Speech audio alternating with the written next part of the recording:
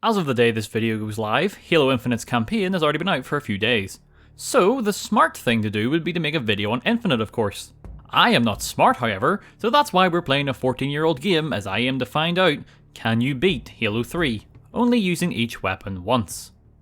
To go into more details about the rules, essentially I am only allowing myself to use each weapon to get a single kill. As for weapons with a blast radius or area of effect damage, i.e. rockets, grenades and gravity hammers, I can still use them once, but if multiple people should die by the single use of the item, then it is fair game. I made a list of everything I believe I have at my disposal, and assuming I didn't forget anything, I should have just over 40 weapons, vehicles and equipment to work with. Seeing how most, if not all, missions in Halo 3 have much more than 40 enemies, I imagine a lot of this run will be me running around as a pacifist just trying not to get shot. Now, with all that out of the way, let's begin. Being that it is the intro to the game, Sierra 117 has us backed up with Marines, but more importantly, as well as the main thing that will carry me through this run, the Arbiter. Unlike a normal Marine, or even an Elite, Arbiter cannot die. The most that can happen is that he momentarily gets downed in the middle of a fight, but he has so much health that this rarely happens. To continue singing his praises, he also has a fairly good damage output, and as you can see, he very quickly mops up brutes and grunts alike. Well, except for this one for some reason. One great thing about Halo 3's levels is that you're rarely blocked off from just running on ahead, so in most situations I don't have to wait for my allies to kill all the enemies. At the part with the sleeping grunts, I had planned to, sneak through, but Arbiter had other plans, as I guess letting that one grunt go earlier was the height of his mercy. I'm able to make it through without much issue, and then thanks to scripted events, I can just casually walk past the brute who is viciously murdering one of my fellow soldiers. When the Pelican gets shot down by the Banshees and the Covenant approach me and the Arbiter, I do the smart thing and just retreat to the safety of the water.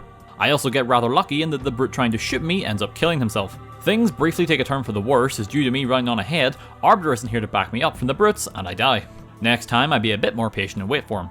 At first, nothing much actually changes as he refuses to engage the Jackals with the carbines. Once I push forward, however, he does start to fight back, and once I'm certain he has their full attention, I just make my way towards the last segment of the level. I'm not exactly sure what happened here, but I'm going to assume the brutes knocked out the Arbiter, as he did not show up in the cutscene where he usually points towards the Chieftain. As far as I'm aware, you don't actually have to kill anyone here, as all you need to do is free Johnson, and then that starts a timer until the Pelican arrives and ends the mission. That said, I do kill the Chieftain by assassinating him with a Magnum, and as such, I cannot use it again. I'd say this is worth it though, as I can't really think of another mission where I'm going to need the Magnum. Once Johnson is free, Arbiter finally decides to reappear, and then I just sit back as the two of them attempt to clear out the remaining enemies. Not sure why, but Johnson never picked up a weapon and instead just kept trying to slap everything. To be fair, the gun may have just slowed him down, as without it, he was able to use his signature move, the explosive dolphin dive. After this, the Pelican arrived and the mission was finished. I thought I may have been in a predicament with the next mission, Crow's Nest, as most of this mission revolves around you having to defeat waves of enemies to proceed through the station. At least getting to the hangar at the start is simple enough. I die one time as I wasn't paying enough attention, but once I follow this path on the right, things go much better as I'm able to hide behind this truck until my shields regen, and then from there I can tank through the damage until I'm at the hangar, where thankfully, they do not follow me. This next part is down to luck, whether you need to kill anything. I'm actually quite fortunate here that the Marines were able to clear out all the enemies for me with little issue. There were a few times when they just couldn't for the life of them hit the gap in the Jackal shields, so I would need to run down and try to get their attention and force them to turn their backs on the Marines who had mounted the turret. The Marines are still here when I encounter the drones, so I just wait around until they can finish them all off. Interestingly enough, there was a couple of non-hostile drones just chilling down by the door. They sadly randomly died though as the door opened, allowing me to proceed to the barracks. Okay, so I was initially very concerned about this segment in particular, because there are about 7 brutes in this room, plus a chieftain, who I was convinced all needed to be killed to proceed. As I am only on the second mission out of 9, I think you can understand I was quite against the idea of potentially using up 7 of my limited kills in one room so early in the campaign. For a while, I tried to have the brutes kill each other with friendly fire, but it was only getting me so far each time, and kept leading to my death as I am careless. Eventually, I caved in and decided to just take them out, so I start by killing the Chieftain with the SMG, but as luck would have it, as soon as the Chieftain goes down, the exit opens up to send in reinforcements. Meaning, I'm able to quickly dispatch the Chieftain and then hurry on while trying to avoid as much fire as possible. I also deploy my single use of the energy shield to cover my escape, so along with the SMG, I can't use that piece of equipment again. The rest of the level from here was fairly straightforward as I meet back up with the Arbiter, who is able to fight through the barracks while I skulk around in the air vents. When the jump pack brutes arrive, Arbiter makes use of his energy sword and quickly finishes them off. But because games hate me, this caused the game to softlock. Usually what happens here is after the brutes are dealt with, Johnson opens this gate for you, and then he, Miranda and the Arbiter escape the base, but this never happened. Loading back and quitting and restarting the save didn't fix the issue, so I made an executive decision to just start the level again, but from Rally Point Charlie. This is because it starts right as you enter the gate Johnson opens. All this really means is I've lost whatever weapons I was currently carrying, and that I won't have the score in the bottom right corner. Don't worry, it comes back in the next mission. This final area is over in a few minutes anyway, as avoiding the grunts and jackals is simple enough, and then I just climb up to where the skull spawns to avoid the brutes, jump down to activate the bomb, and then run all the way to the elevator and continue to a much easier and stress-free mission. As Sava Highway is literally a straightforward driving mission, there isn't a lot to talk about, as this is where the Marines really pull their weight. When we exit the base, I make sure to stop off to grab 2 weapons from dead enemies that I haven't used yet, those being the beam rifle and carbine. These aren't actually for killing, but are in fact essentially for opening doors. This is because I need a weapon to destroy these machines so that I can drive my Warthog on through. In retrospect, I could have just saved the carbine here, as I ended up having to leave this Warthog behind as I missed the jump spectacularly and forgot to grab the grav lift to make it a complete joke. It's not really a huge deal, all it means is it takes a little longer to run past all the brutes at the point where you're meant to defend. For some reason, the Wraiths and choppers here aren't all that interested in me, and as such I can basically just sneak up and grab this chopper. I am just about able to get past this Wraith and shade turret before they snipe me from my superbike. Speaking of shade turrets, you need to take out the one at the Crash Pelican, otherwise when you destroy the energy barrier, the mission won't end. As I'm already in the chopper, I just use its guns to take out the turret, and then slide my way past the brutes to arguably waste my one use of the beam rifle to destroy a wall, moving us on to mission 4. What's great about the storm is that you all start in Warthogs, so after I open the first big gate, I can drive the Warthog forward, jump up on top of it, and then press the switch to activate the second gate. Driving the Marines on through, I then hop out of the Warthog and proceed on foot to, you guessed it, open another big doorway. Since I am basically a pacifist with a few get out of jail free cards, the Covenant pay me no mind and instead try to focus on killing all the Marines. Short and to the point, the Marines kill them first. I then take a needler from one of the many grunt corpses that now make up the new floorboards, and then get back in the Warthog to quickly make my way to the first AntiAir Race, where I then put the needler to good use as a makeshift boxing glove. With that Wraith done, all that's left is a normal race, so I grab a nearby ghost that the Marines were so nice to procure for me, and then manage to approach the door before it is dropped, and from there can easily shoot it at the weak point until it explodes. I'm able to get through the next interior section pretty easily, as for some reason the drones don't really bother me here. Out to the last AntiAir Race, and to be honest, I just wait around by the elevator while the Marines on the Mongees put their spankers to good use. As you can probably guess, the plan is to wait for the Scarab to appear, and then jump onto it for a quick kill. This plan works well, as I've done it many times before. The only issue is, I kept boarding too early and will get murdered by the space gorillas. After a fair few deaths, I decide to be patient and let some of the Marines take out the brutes on board. Luckily, this doesn't take too long, and as soon as I see the missile pod take out some of the brutes, I hop on the giant robot spider and head for the core. I was planning to use the assault rifle, but once I noticed a nearby spiker, I went for it instead. This is because you begin most missions in Halo 3 with the assault rifle, so I thought it would be handy to save my one kill with it until absolutely necessary. With the Scarab destroyed, I had a would-be perfect idea for the next area, as I took one of the nearby rocket launchers and gave it to a Marine, in the hopes he'd make the push through the next area here a lot easier. Well, lo and behold, he kills himself and any surrounding friendlies mere seconds after I swap out his weapon. Disheartened by the bloodthirsty and suicidal nature of my fellow soldiers, I push on alone with only the Arbiter tagging along behind as I leave the fighting to him. It goes better than you might expect, as I'm able to actually sidestep the Hunters and the Brute Chieftain without too much hassle. All it cost me was my one-time use of the bubble shield, which, to be fair, was more than likely not going to be used anyway. Once again though, me rushing on ahead results in a constant cycle of death, as I can't reasonably fight off all the enemies here with my limited weaponry. So, I head back to the Arbiter, who for the most part is doing well. That is, until he attempts to battle the gravity hammer wielding chieftain with his plasma rifle instead of his sword. This is a blessing in disguise though, as now that he is down, I can switch out his plasma rifle for that rocket launcher I'm still carrying. This results in not only giving me a weapon to take out the AA turret with, but also makes the Arbiter so much of a threat that the Covenant have no time to worry about what Chief is up to. After my ears are soothed by the wonderful sound of the Halo 3 soundtrack, the space zombies arrive to shake things up a bit. And by shake things up, I mean be a complete joke compared to their former selves from Halo 2 and especially Combat Evolved. Halo 3's flood compared to its predecessors may surpass them in terms of sheer numbers, but when it comes to their lethality, they really don't compare. This is mainly due to the fact that most of the flood, at least in this level, are melee fighters, and as such are incredibly easy to avoid. Combine that with the fact that this first mission with them, Floodgate, is by far the shortest level in the entire game with no mandatory combat encounters, and I am literally finished with this level in exactly 6 minutes without ever having to kill a single enemy. Now onto the Ark, and we begin with the real meat and potatoes in the terms of this challenge, as this is when we start to fight a lot more enemies. Usually, we are meant to snipe all of these enemies to proceed, but I have a very specific Brit in mind for my one-time sniper, and it's certainly none of these small fries. Using the rocks to the side, I can climb up and over before they notice me, and can slip away into the nearby tunnel before they can inflict too much damage. Next would normally be the section with the 2 hunters, but just like in my last Halo 3 video, I choose to ignore this part entirely and just continue up the rock path until I arrive at the crashed Pelican. Despite the fact I am a 7-foot cyborg in green power armor walking around a desert, I am somehow able to sneak up on these brutes without them noticing and can steal a mongoose to zoom away. Well, the mongoose idea is short-lived as I get swatted around by the following gang of choppers and brutes. I'm able to survive and just about manage to make it to the nearby warthog that I can use as cover until my shields come back, and then I take this warthog to quickly get away from the brutes. I try to drive all the way to the AntiAir Race to clear a path for the dawn, but this goes horribly wrong incredibly fast as I get blown to smithereens by one of the Wraiths. Realizing I cannot do this alone, I manage to save the Marines by forcing them to climb aboard my death trap of a vehicle with the power of aggressive honking. I'm able to keep the Marines just out of range of the Wraith gunner, but also just within the range of them to fire back, so I don't get an unwelcome surprise from it later.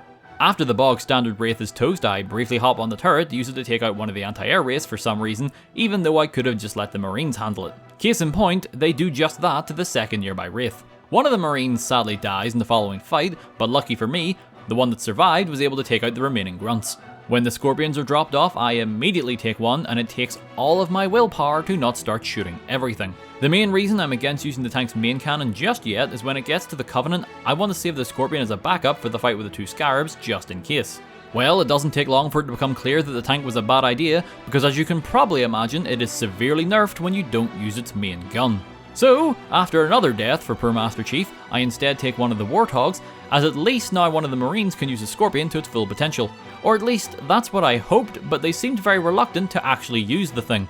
The Warthog idea also doesn't last too long as I get it blown up by a Wraith. I do however manage to get a Wraith whose driver and gunner were killed, and then use the plasma mortar to get rid of the final Wraith on the bridge. There are still some Covenant to deal with, so I just leave the Scorpion tank up here and let the gunner finish the job. This area before the light bridge is quite important, as here we can grab a sentinel beam and the auto turret equipment. Both of these are about to come in very handy. Back outside, and I avoid the irony of being squished by a giant bug as I take the Gosshog to deal with the Wraiths and choppers. Never actually noticed how difficult this part could be without the tank until now. I'm not sure why, but they all seem to be a lot more aggressive than usual. I was able to survive by taking shelter under the structure that we've all used as a makeshift ramp at one point. That was until the Goss Gunner had his fill of murder for the week. I briefly swapped out my equipment for a grav lift to help propel me onto the Scarab, but it turns out I ended up not needing it as it was crouching down at the time, so just using the chopper's boost was more than enough. Once on the Scarab, I just make a beeline to the core where I use my sentinel beam to disintegrate it from the inside. I then drove the Warthog somewhere it isn't meant to be, and thanks to the saviour of the run, I can waddle my way towards the next cutscene. After a little more dodging of monkeys, I make it to the final hurdle of the arc as I come face to face with the chieftain and his troop. I attempted to cheese this section by having the chieftain attack his own men, but all that resulted in was them all attacking me at once, and as such, a quick death. Next attempt, and it was finally time to actually start using some weapons. As mentioned earlier, I saved the sniper for just this moment as I used it to take out the brute chieftain with a few shots to the head. I take the hammer just in case, and then lead the brutes to this area over in the corner, and once they've all gathered around, I deploy the auto turret. If you've never actually used one of these before, you may be shocked to see just how fast it actually tears through the brute's armor and life. The turret ends up taking out all but 3 of them, so I just used the fuel rod I meant to give to a marine earlier to take out the one carrying a brute shot, who also dropped a trip mine. I then used these to take out the final 2 brutes and could finally be done with this mission. Although, that doesn't mean I'm out of the woods yet. Things are off to an interesting start in the Covenant as you begin the level with a weapon I absolutely cannot use under any circumstance if I want to finish the run. That said, I am not going to pretend like I can't just have the ODSTs with me put it to good use. These aren't exactly the best and brightest soldiers, but they are also my only hope of getting past this beach section. After a bunch of standing around and doing absolutely nothing, they finally start to push up, and the one I gave the laser to managed to take out both the shade turrets, which, looking back, was less than ideal as I could have used one of those to take out the chieftain.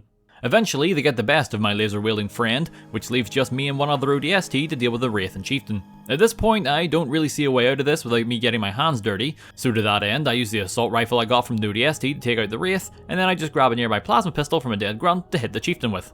Before hopping in the Warthog, I switch out my weapons for a Mauler and a battle rifle, as well as retrieving the Spartan laser for the Marine in the passenger seat. I assault the first tower very cautiously, as I need the Marines to clear out as many of the enemies as possible so I can make it there safely. After they were able to finish off the 2 Prowlers, I just park the Warthog at the entrance, and then I make sure to grab the invisibility, as it will be near essential at the 3rd tower. I somehow managed to avoid dying and make it to the elevator on my very first try, and now we reach the point that I've been saving all these weapons for. There are 5 brutes in total guarding the console up here, including a gravity hammer wielding chieftain, and you have to kill all of them before you can power down the shield. I use a plasma grenade to take out one of the low ranking brutes, and then put the mauler to good use to put down the second. If you get lucky, you could probably take them both out with just one plasma grenade, but I wasn't that fortunate. The chieftain usually won't advance until you kill his men, so I use that to my advantage and take him out quickly with the battle rifle. I then grabbed his hammer as I wanted it for the third tower, but then this left me with an issue of how to take out the last two brutes. I would either need to use the hammer and one of my grenades, both a frag and a spike grenade, or somehow hope I get lucky and take them both out at once with either the gravity hammer swing or the blast radius of one of the grenades. Turns out, none of that happened, as one of them kills the other. Brutes in Halo 3 will melee items like weapon containers and crates if they're in their way, but it seems one of them classified the other as something to knock away. As you can see from the footage, he hits him, killing him instantly. I even ran up to check, and once I was sure he was dead, I was more than okay to use my single spike grenade to take out the final brute. After pushing some buttons, I made my way back outside where I swap my mauler for a shotgun, and then I drive back to take the Hornet to the third tower. I don't use the Hornet's guns yet, and instead fly to the third tower where I land in a reasonably safe place, and now I make good use of the invisibility equipment to sneak my way past all the enemies until I reach the elevator and nearly become drone food. As soon as I'm at the top, I dash for the chieftain and bring back MC Hammer. From him, I take a power drain as well as his plasma turret, which I put to good use to melt one of the stalker brutes, from which I then grab an incendiary grenade. Now, if you thought the brutes killing each other before was lucky, then you almost won't believe the next part. I toss down the power drain, mainly to strip the armor from the brutes so I can see how many are left, but then one of the idiots runs straight towards the thing and it explodes, killing him. I even get the points for the kill. Now, I knew this could happen, but I never actually thought I'd be lucky enough for it to work in this run. This actually allows me to leave the area with a fire grenade as I just use my frag and shotgun to take out the final two brutes. Onto the final stretch before the scarabs, I take a rocket launcher from this marine, which is quite literally my last resort weapon, as I plan to carry it to the next level if the game lets me. I just push through the brutes with a Gauss-Hog, and when the scarabs appear, things just do not go my way. Clearly, I use up the majority of my good luck with the power drain, as I just kept getting killed or falling off the scarab. Also not helping matters was that since I pushed on ahead with the Gauss-Hog, the scorpions were nowhere to be seen, so my plan of using one to take out the scarab is a bust. To be honest, taking down the first scarab with the Hornet's chain gun is simple enough, as it usually is, but the marines and the Gauss-Hog just weren't feeling it today, it seems. After many attempts, the Gauss gunner managed to take out the legs, and I was about to hop on the gun myself and finish the job, but surprisingly, he actually lines up the shot and finishes it himself. This doesn't really change anything, to be fair, as this is the last time you have a Gauss-Hog in the game, so it's not like I'm going to be able to use it again regardless. All this leaves now is the final push towards truth. The Arbiter and the Flood are more than a match for the remainder of the Covenant, so I can get by unscathed. And as for the return journey, well, the Arbiter is here, so yeah. Alright, so it turns out the rocket launcher can't be brought over from the last mission for some reason, but all of my grenades and useless gravity hammer are a-okay. It's not a huge deal though, as I'm able to grab an energy sword quite quickly. These last two missions aren't all that special, to be quite frank. Avoiding the Flood is simple enough through some trial and error. My biggest mistake on Cortana is that I forgot to stop at the Pelican on the way in, and therefore completely missed the rocket launcher. What this means is I have to spend a lot of time climbing up the earwax tower to grab the tilt skull. Why do I need the skull? Simple. It's not a button prompt to get Cortana, but rather you have to break this glowing dome, and therefore I need a weapon, and the skull seemed like a good fit. This leaves me in a bit of a pickle when I need to destroy the reactor, as there are 3 cores to destroy and I only have 2 weapons, those being the energy sword and another fire grenade.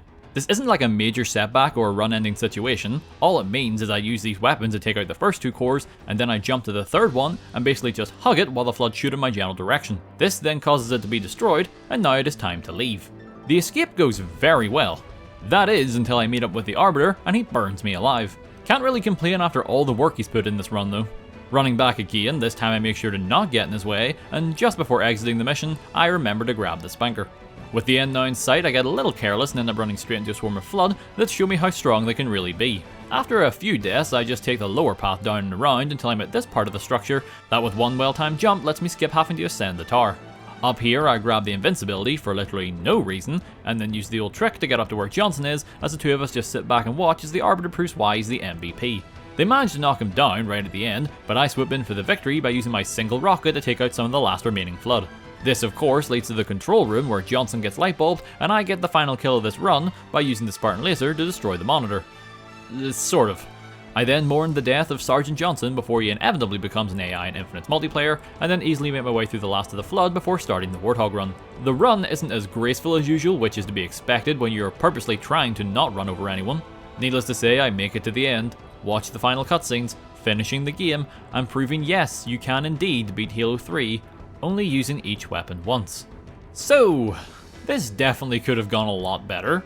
I probably should have had a better understanding of what weapons to use where. For example, here's everything that I didn't use that I probably should have, which would have definitely have made other parts of the game a lot easier. Regardless, that's going to be in this challenge video. If you enjoyed what you saw, consider giving the video a like, and you're interested in more challenges in the future, feel free to subscribe to try one of these videos out every week. My name's Nerbit, stay safe everyone, I'll see y'all in the next video.